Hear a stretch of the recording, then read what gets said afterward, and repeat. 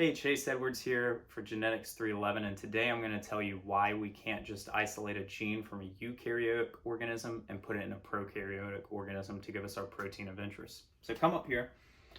I've got our parlor poker set up to help us, handy dandy homeware. Imagine this is our gene region from a eukaryote we want to take out. Okay, so our dealer chip here is a promoter. This is the region to be transcribed, and here's our transcription stop site. And notice you can see the corresponding chips, what they mean. Now, the big difference in between eukaryotes and prokaryotes is that prokaryotes just have a general RNA polymerase. They're going to transcribe this gene transcription region into an mRNA just through one polymerase. Whereas in eukaryotes, you have three polymerases, Pol1, Pol2, Pol3, which will transcribe tRNA, mRNA, or rRNA. Okay, so you'd really have to get a general region. You wouldn't have specific polymerases acting in that prokaryotic organism when you have a eukaryotic region. The other thing that you want to think about too is in the promoter region. So right here, you've got two different consensus sequences working within prokaryotes and eukaryotes. In prokaryotes, you have a -35 region and a -10 region. You've got a TATA box right here.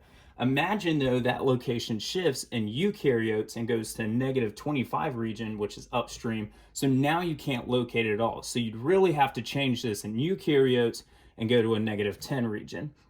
Also, within this gene region in eukaryotes, you have introns. Let's say these are introns. You'd have to remove those to be able to use within prokaryotes because they're just not going to code for anything, and you need functional coding regions. The last thing that I want to bring up, if we go over here, this is our transcription stop site. Within prokaryotes, what we need is an inverted sequence. Notice it's a palindrome halfway here that we can line up to form a hairpin. So if we come on down, this forms a hairpin inverted sequence that allows our Rho enzyme to stop transcription at this region. When we stop transcription, we stop that coding. So you really need to have an inverted sequence at the end of this eukaryotic gene expression to stop transcription.